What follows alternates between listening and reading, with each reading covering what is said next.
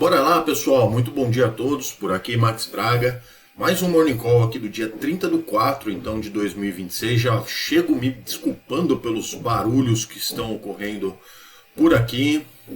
Estão fora do meu controle.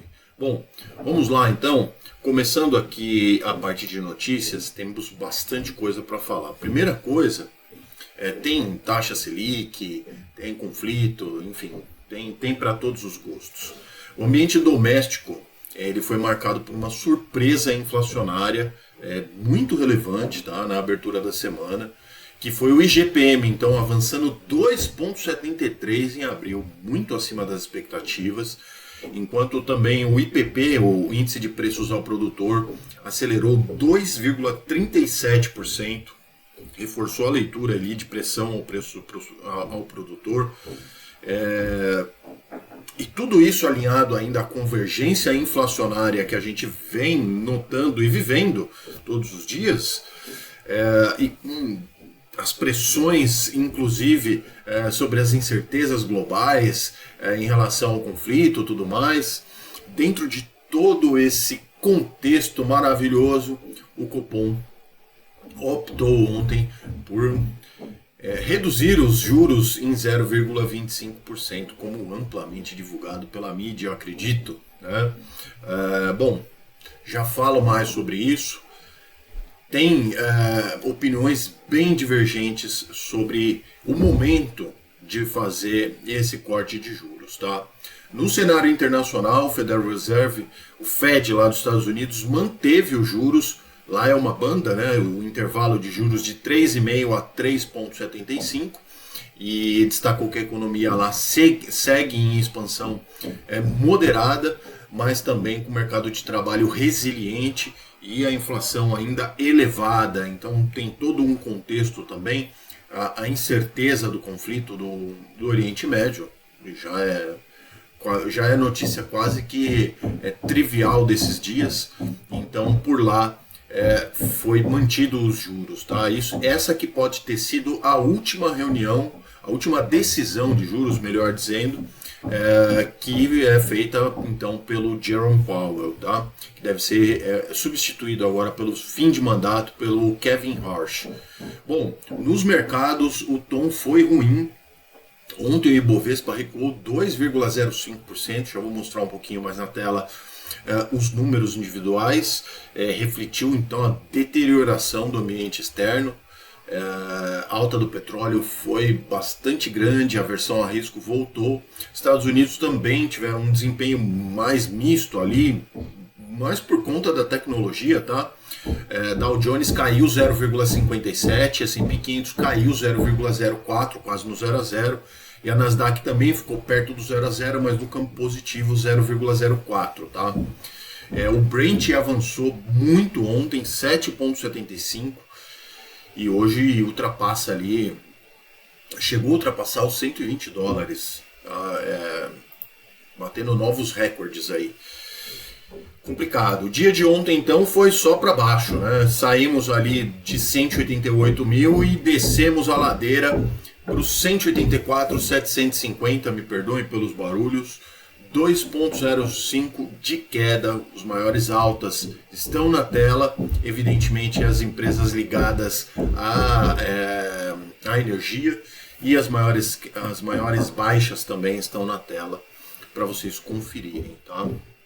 E aí, passando então para o dia de hoje, os mercados oscilam sem direção única, meio dessa combinação ali da disparada do preço do petróleo, a repercussão dos balanços das empresas de tecnologias, vamos falar disso agora então, né?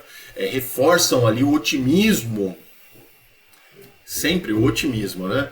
Sobre a demanda por inteligência artificial. E vamos lá então, as ações da Alphabet, que é a controladora do Google, dispararam 7% no pregão, após superarem as expectativas com os seus números. Microsoft e Amazon também tiveram um bom desempenho, mas a Meta, que é a dona do Facebook, dona do Instagram, decepcionou devido às preocupações com os seus investimentos em inteligência artificial, tá? Todas as atenções agora voltadas para os resultados da Apple, que saem hoje, ok? O Brent chegou a superar os $126 por barril, renovando a máxima então de 4 anos também, tá? Bom, fora isso, ainda acessoriamente, hoje ainda temos a divulgação do índice de inflação do PCE de março lá nos Estados Unidos, em meio às divergências ali sobre a política monetária do Fed, né? E os mercados por lá estão da seguinte forma: Dow Jones Futuro 0,46, S&P Futuro 0,06 e Nasdaq Futuro 0,10%, esse último subindo, os outros dois caindo, tá? Os mercados europeus operam em baixa, investidores analisando os últimos relatórios ali da guerra entre o Irã e Estados Unidos e acompanhando os resultados corporativos também, decisões de bancos centrais, que inclusive hoje o Banco Central Europeu e o Banco Central da Inglaterra divulgam suas decisões de política monetária, tá? Por lá, misto, então, o estoque 600 negativo 0,16, Alemanha 0,24 negativo, Reino Unido 0,47 positivo, França 1,08 negativo, bastante, Itália também 0,64 negativo, tá? Os índices na Ásia e no Pacífico também ali praticamente todos no negativo, só a China que subiu um pouquinho. O índice da Coreia do Sul, o KOSPI, ainda conseguiu registrar o seu melhor mês ali em 28 anos, também ligado ao setor de tecnologia, tá? que acabou levando o índice para cima, e os números por lá estão assim. China então subiu 0,11 e aí depois tudo para baixo. Japão 1,06, Hong Kong 1,28, Índia 0,60 e Austrália 0,24, todos no campo negativo, tá? O Brent então subiu para o seu maior valor em 4 anos, como eu já disse hoje, após um relatório indicar que os militares dos Estados Unidos informariam o presidente Trump sobre uma possível nova ação contra o Irã no campo militar, ok?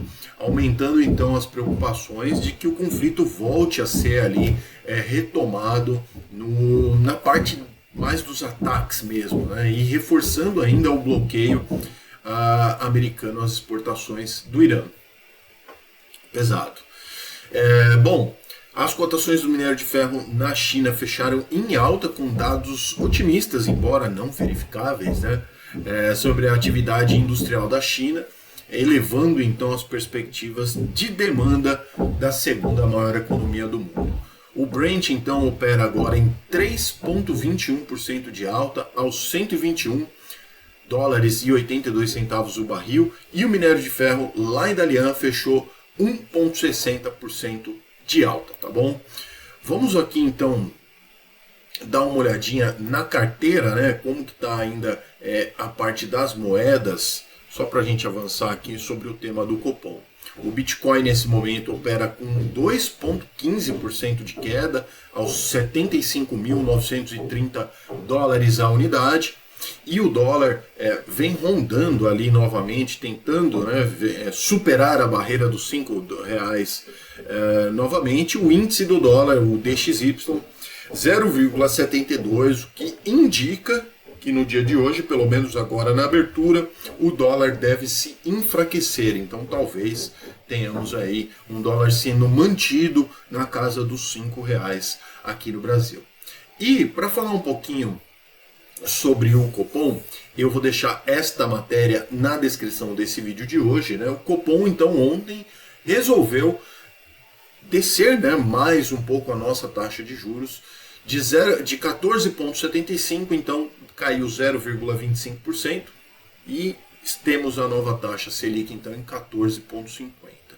Essa decisão ela está sendo ainda digerida pelos investidores e ela é avaliada com uma forma ali de um ajuste pontual na política monetária e não como algo que vai realmente impactar na economia, inclusive isso falando para o lado bom das coisas, porque muitos analistas entendem que isso pode ser ruim, essa queda de juros nesse momento. Lembrando, né, que toda vez que a gente tem um ajuste na curva de juros, ele leva meses para se refletir na economia. Por exemplo, para o Caio Megali da XP, o comunicado mostrou que a calibração dos juros maior ou mais lenta vem se tornando mais provável, já que o cenário inflacionário pode piorar mais à frente. E aí tem outras várias opiniões de várias casas aqui. Eu queria destacar uma aqui que eu achei interessante. Cadê? Acho que está aqui, sim. É isso, né? Bom, por exemplo, projeções, né? Pausa ali dos juros pode entrar no radar, né? Então tá falando aqui, com os efeitos do cenário externo agravado, o plano de voo do Banco Central indica uma recalibração gradual para ganhar tempo, como classifica Lima, né? Aqui no caso da Interasset. O mercado reage com cautela e aumenta significativamente o alerta para a interrupção do afrouxamento monetário. Então, lembrando também que o petróleo, a alta do petróleo e o conflito lá fora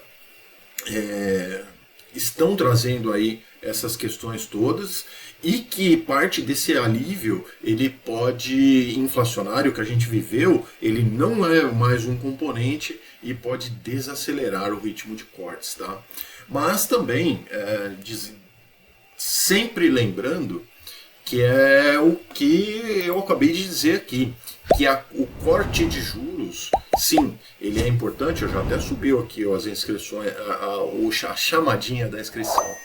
Mas vamos lá, sempre lembrando, como eu disse, esses pontuais ajustes, eles levam tempo para ser refletidos na vida das pessoas, realmente ali no crédito, das empresas inclusive.